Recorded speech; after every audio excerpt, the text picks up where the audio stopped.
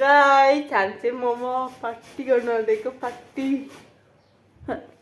यहाँ चाहिँ कोपी पोलिँदैछ अनि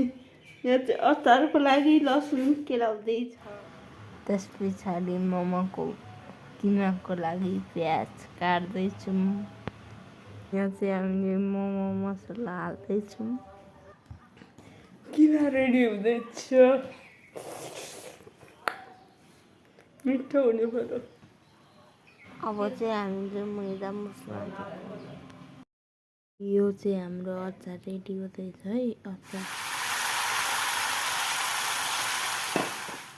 यस्तो भयो अचार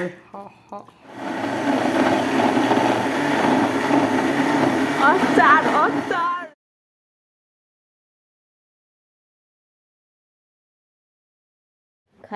खाँदाखेरि कस्तो भयो मिठो मिठो मिठो भयो